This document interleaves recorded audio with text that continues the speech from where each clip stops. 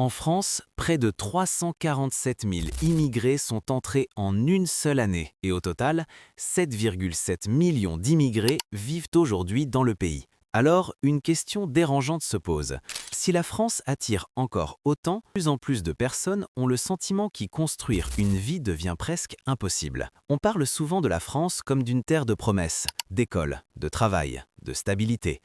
Mais derrière cette image, une autre réalité grandit dans le silence. À Paris, le loyer peut étouffer un salaire. À Marseille, recommencer coûte moins cher, mais l'incertitude reste entière. À Lyon, des personnes qualifiées découvrent que leurs compétences ne suffisent pas toujours. Et à Toulouse, l'espoir existe, mais pas pour tout le monde. Le plus troublant, c'est que le vrai problème ne commence pas toujours à la frontière. Il commence souvent après l'arrivée. Quand les papiers tardent, quand le logement manque, quand le travail ne correspond pas aux efforts et quand l'idée même de s'installer finit par ressembler à une course sans ligne d'arrivée. Alors, que se passe-t-il vraiment en 2026? Pourquoi certains ne rêvent plus de rester, mais cherchent déjà une autre sortie? Et surtout, la France est-elle en train de devenir un pays où l'on entre avec espoir pour repartir avec fatigue? Dans cette vidéo, nous allons regarder derrière les discours, derrière les chiffres et découvrir la vérité que beaucoup préfèrent ne pas voir. Numéro 1. Paris, le rêve qui devient trop cher. Paris fait rêver presque tout le monde. Quand on pense à la France, on imagine souvent cette ville en premier. Les grandes avenues, les lumières, les possibilités, les universités, les bureaux, les cafés pleins de vie et cette impression qu'ici, tout peut commencer. Pour beaucoup de nouveaux arrivants, Paris ressemble à une porte ouverte vers une vie meilleure. On s'y installe avec de l'espoir, de l'ambition et parfois même avec le sentiment d'avoir enfin trouvé l'endroit où tout va changer. Mais très vite, le rêve se heurte à une réalité beaucoup plus dure. À Paris, tout coûte cher. Le logement, d'abord, devient souvent le premier choc. Trouver un petit appartement correct peut prendre des semaines, parfois des mois. Et même lorsqu'on trouve enfin un toit, le prix est si élevé qu'une grande partie du revenu disparaît immédiatement. Ce qui devait être un nouveau départ devient alors une lutte quotidienne pour simplement tenir jusqu'à la fin du mois. Et ce n'est pas seulement une question d'argent. Quand le loyer mange presque tout, le reste de la vie commence à se bloquer. On repousse les projets, on accepte un travail par nécessité, on vit loin du centre, on passe des heures dans les transports et peu à peu, l'énergie disparaît. Paris reste belle, mais elle devient lourde. Elle promet beaucoup, puis demande encore plus. C'est là que beaucoup commencent à douter. Non pas parce qu'ils n'aiment pas la France, mais parce qu'ils se demandent combien de temps une personne peut vivre dans une ville qui donne des chances tout en rendant la stabilité presque inaccessible. Le problème n'est donc pas seulement d'arriver à Paris. Le vrai défi, c'est d'y rester sans s'épuiser. Dites-moi dans les commentaires, selon vous, Paris est-elle encore une ville d'espoir ou devient-elle une ville trop chère pour construire une vraie vie? Et abonnez-vous à la chaîne pour ne pas manquer la suite. Numéro 2. Marseille. Une ville moins chère, mais pas une solution facile. Après la pression de Paris, beaucoup regardent Marseille comme une sorte de nouveau départ. Sur le papier, l'idée semble logique. La ville est souvent perçue comme plus accessible, plus ouverte, plus vivante et surtout moins écrasante pour le budget. Pour une personne qui cherche à reconstruire sa vie sans être étouffée par des loyers impossibles, Marseille peut sembler être une réponse naturelle. On s'imagine qu'en quittant la capitale, le poids devient plus léger, que l'on pourra enfin respirer, travailler, économiser un peu et reprendre le contrôle. Mais la réalité est plus compliquée. Oui, Marseille peut coûter moins cher que Paris, mais vivre dans une ville moins chère ne veut pas dire vivre dans une ville simple. Très vite, beaucoup découvrent que le problème n'était pas seulement le prix du logement. Le vrai problème, c'est l'ensemble. Trouver un emploi stable, accéder à de bonnes opportunités, avancer dans les démarches, créer un cercle social solide et sentir que l'on construit quelque chose de durable. Et sur ce terrain-là, Marseille n'efface pas toutes les difficultés. Pour certains, la ville devient alors un compromis. On y vient pour réduire la pression financière, mais on se retrouve face à une autre forme d'incertitude. Le quotidien coûte peut-être un peu moins, mais l'avenir n'est pas forcément plus clair. On dépense moins pour se loger, mais on peut aussi avoir plus de mal à trouver un travail correspondant à ses compétences. On gagne un peu d'espace, mais pas toujours plus de stabilité. C'est ce qui rend la situation si importante à comprendre. Quitter Paris pour Marseille ne règle pas automatiquement le problème. Cela change seulement la forme de la difficulté. Et pour beaucoup d'immigrés, cette découverte est décisive.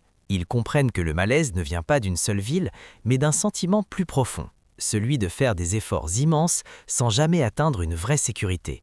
Marseille offre un souffle, parfois même un espoir, mais pas toujours la vie stable que beaucoup étaient venus chercher. Numéro 3. Lyon, des possibilités réelles, mais des barrières plus élevées. Lyon donne souvent une impression différente. Moins chaotique que Paris, plus structurée, plus équilibrée, elle apparaît pour beaucoup comme une ville où l'on peut enfin trouver un meilleur rythme de vie. Elle est connue pour son activité économique, ses établissements d'enseignement, ses hôpitaux, ses entreprises, et cette image d'une ville sérieuse où le travail et la stabilité semblent plus accessibles. Pour un immigré qui cherche à s'installer durablement, Lyon peut sembler représenter le bon compromis.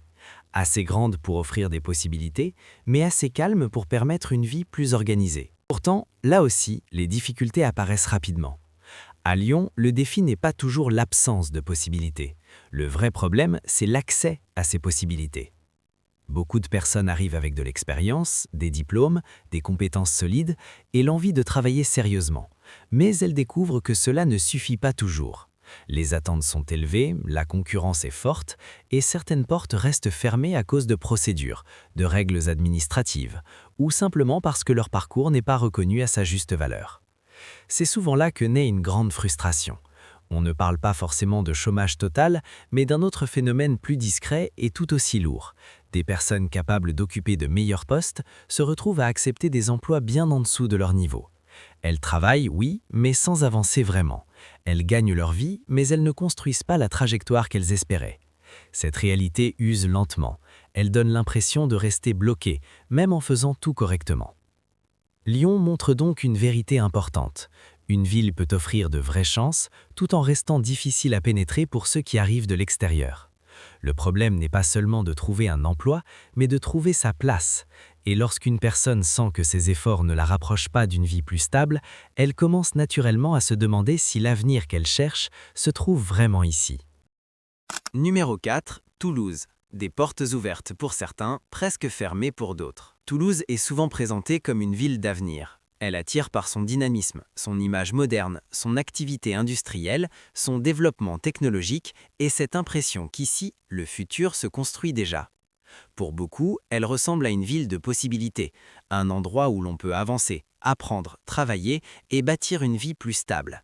Comparée à d'autres grandes villes françaises, Toulouse paraît parfois plus respirable, plus accessible et plus tournée vers les secteurs qui recrutent. Mais cette image positive cache une réalité plus sélective qu'elle n'en a l'air. À Toulouse, les opportunités existent bel et bien, mais elles ne sont pas réparties de manière égale. La ville récompense surtout les profils qui correspondent exactement à ce qu'elle recherche. Les personnes très qualifiées, déjà formées dans des domaines précis ou capables de s'adapter rapidement à des secteurs exigeants, peuvent y trouver une vraie chance. Pour elle, Toulouse peut devenir un tremplin. Elle offre une direction claire, des débouchés concrets et un sentiment de progression que d'autres villes n'offrent pas toujours aussi nettement. Mais pour les autres, le tableau change vite. Ceux qui n'entrent pas dans ces catégories se retrouvent face à une ville beaucoup moins accueillante qu'elle ne le semblait au départ. Le travail devient plus difficile à trouver, les perspectives sont plus étroites et l'impression d'être laissé à l'écart grandit. On comprend alors que Toulouse n'est pas forcément une ville fermée, mais une ville qui choisit davantage. Et lorsque le système semble valoriser certains parcours tout en laissant les autres avancer dans le flou, un sentiment d'injustice commence à s'installer. Ce qui rend Toulouse si révélatrice de la situation actuelle. Elle montre que la question n'est pas seulement de savoir si la France offre encore des possibilités, mais à qui elle les offre réellement. Pour certains immigrés, Toulouse représente l'espoir et l'ascension. Pour d'autres, elle devient le rappel douloureux qu'un pays peut sembler plein d'avenir tout en restant difficile à atteindre pour ceux qui n'ont pas le profil attendu. Numéro 5. Le piège des démarches administratives qui pousse peu à peu au découragement. Pour beaucoup d'immigrés, la difficulté la plus épuisante en France ne vient ni du travail, ni du logement, ni même du regard des autres. Elle vient souvent de quelque chose de beaucoup plus silencieux, mais tout aussi lourd, les démarches administratives. Au début, cela peut sembler normal. Dans un nouveau pays, il faut remplir des dossiers, fournir des justificatifs, attendre des réponses, prendre des rendez-vous, suivre des règles. Tout cela paraît faire partie du parcours. Mais en réalité, pour beaucoup, ce parcours finit par ressembler à un labyrinthe sans fin. Le problème, ce n'est pas seulement la quantité de papiers demandés, c'est surtout l'incertitude permanente qu'il crée. Un document manque, un rendez-vous n'est pas disponible, une réponse tarde, une demande reste bloquée, et soudain, toute la vie se retrouve suspendue. Le travail dépend d'un titre valable, le logement dépend d'une situation claire, les projets familiaux dépendent d'une stabilité administrative. Quand les papiers n'avancent pas, c'est toute l'existence qui reste en attente. C'est là que la fatigue devient profonde. Une personne peut être prête à travailler, à respecter les règles, à s'intégrer, à construire quelque chose de solide, mais si elle passe son temps à vérifier des dossiers, à courir après des réponses, à vivre dans la peur d'un retard ou d'un refus, alors l'énergie disparaît peu à peu. La vie ne ressemble plus à une construction, mais à une lutte constante pour conserver le minimum. Et ce qui rend cette situation encore plus dure, c'est son invisibilité. De l'extérieur, tout semble calme. Pourtant, à l'intérieur, beaucoup vivent avec une pression continue, faite d'attentes, de doutes et d'instabilité. C'est pour cela que les démarches administratives ne sont pas un simple détail technique. Elles deviennent, pour certains, la raison profonde qui transforme l'espoir du départ en envie de repartir. Numéro 6. Le coût du logement devient une véritable ligne de séparation. Pour beaucoup d'immigrés en France, le logement n'est plus seulement une question de confort. Il est devenu une frontière invisible entre ceux qui peuvent espérer construire une vie stable et ceux qui passent leur temps à survivre. Au départ, beaucoup pensent que le plus dur sera de trouver un emploi, d'apprendre les habitudes du pays ou de s'adapter à un nouvel environnement. Mais très vite, une autre réalité s'impose. Sans logement abordable, presque tout le reste devient fragile. Le problème commence souvent par les chiffres. Le loyer prend une place énorme dans le budget, parfois au point d'avaler l'essentiel des revenus. Et quand une personne consacre presque tout son argent à garder un toit au-dessus de sa tête, elle ne peut plus avancer ailleurs. Épargner devient impossible. Prévoir l'avenir devient difficile. Même les besoins les plus simples se transforment en calculs permanents. Chaque mois ressemble à une course serrée entre le paiement du loyer, les transports, la nourriture et les autres dépenses indispensables. Mais la difficulté ne s'arrête pas au prix. Trouver un logement stable est souvent une épreuve en soi. Il faut présenter des garanties, des documents, des revenus réguliers, parfois même un dossier irréprochable que beaucoup n'ont pas encore eu le temps de construire. Alors, certains acceptent des logements trop petits, trop éloignés ou mal adaptés, simplement parce qu'ils n'ont pas d'autre choix. D'autres vivent dans une situation provisoire qui dure beaucoup plus longtemps que prévu. Cette précarité a des conséquences profondes. Lorsqu'on vit loin de son travail, les journées deviennent plus lourdes. Lorsqu'on partage un espace trop étroit, le repos disparaît. Lorsqu'on ne sait pas combien de temps on pourra rester dans le même endroit, le sentiment de sécurité s'effondre. Et à partir de ce moment-là, la France ne ressemble plus à un pays où l'on peut s'installer. Elle ressemble à un lieu où l'on tient bon sans jamais savoir si l'équilibre va durer. Pour beaucoup, c'est là que naît l'idée du départ. Numéro 7. Pour beaucoup, la France n'est plus une destination finale, mais une étape provisoire. Pendant longtemps, la France a été vue comme un lieu où l'on venait pour s'installer, travailler, fonder une famille et construire quelque chose de durable. Dans l'esprit de beaucoup, arriver en France signifiait entrer dans une nouvelle vie, avec l'idée qu'après les premières difficultés, une forme de stabilité finirait par apparaître. Mais en 2026, cette image semble changer peu à peu. Pour un nombre croissant d'immigrés, la France n'est plus forcément l'endroit où l'on reste, elle devient parfois simplement l'endroit où l'on passe. Ce changement est très important, parce qu'il montre une perte de confiance. Quand une personne arrive dans un pays avec l'idée de s'y établir, elle accepte plus facilement les sacrifices du début. Elle supporte les lenteurs, les refus, les dépenses imprévues, parce qu'elle croit qu'au bout du chemin, une vie plus solide l'attend. Mais lorsque cette perspective commence à s'effacer, tout change. Les difficultés ne ressemblent plus à une étape temporaire, elles ressemblent à une impasse, alors qu'une autre logique apparaît. Au lieu de penser à rester, certains commencent à comparer. Ils regardent ailleurs. Ils se demandent si un autre pays offrirait des démarches plus simples, un meilleur équilibre entre le salaire et le logement, une insertion plus rapide ou simplement une impression plus claire d'avenir. La question n'est plus seulement comment réussir en France, elle devient faut-il vraiment continuer ici ? Ce basculement est puissant parce qu'il se produit souvent dans le silence. Il n'y a pas toujours une crise spectaculaire ni un événement brutal. Il y a plutôt une accumulation. Trop d'attentes, trop d'incertitudes, trop d'efforts pour des résultats trop faibles. Et peu à peu, l'idée de rester perd sa force. La France garde son image, son prestige, ses promesses, mais pour certains, elle ne représente plus un point d'arrivée. Elle devient un passage, une transition, parfois même une parenthèse, avant de chercher ailleurs la stabilité qu'ils espéraient trouver ici. Numéro 8. La tension sociale et la difficulté de se sentir vraiment à sa place. S'installer dans un nouveau pays ne dépend pas seulement d'un emploi, d'un logement ou de papiers en règle. Il y a une autre dimension, plus profonde, plus intime et souvent plus difficile à expliquer. Le sentiment d'appartenir à l'endroit où l'on vit. Pour beaucoup d'immigrés en France, cette question devient centrale avec le temps. Au début, on accepte de se sentir étranger. Cela paraît normal. On découvre une nouvelle société, de nouveaux codes, une nouvelle manière de parler, de travailler, de vivre ensemble. Mais lorsque les mois passent, puis les années, une attente naît naturellement. Celle de se sentir enfin reconnu comme une part réelle de cette société. Et c'est justement là que beaucoup rencontrent une douleur silencieuse. Car vivre dans un pays sans jamais avoir l'impression d'y être pleinement accepté use profondément. Même lorsqu'une personne fait des efforts, respecte les règles, travaille, apprend, s'adapte, il peut rester autour d'elle une distance difficile à franchir. Un regard, une remarque, une méfiance discrète, une impression d'être toujours observé comme quelqu'un devenu d'ailleurs. Rien n'est parfois brutal, rien n'est toujours visible, mais l'accumulation finit par peser lourd. Cette tension sociale ne touche pas tout le monde de la même manière, mais pour ceux qui la vivent, elle peut changer complètement la relation au pays. On ne se demande plus seulement si l'on peut vivre en France, on commence à se demander si l'on pourra un jour s'y sentir légitime, tranquille, pleinement à sa place.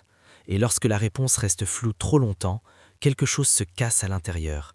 L'énergie d'avancer diminue, l'envie de s'ancrer disparaît. C'est pour cela que le départ ne vient pas toujours d'un problème matériel. Parfois, il naît d'un épuisement plus profond, celui de devoir sans cesse prouver que l'on mérite d'être là.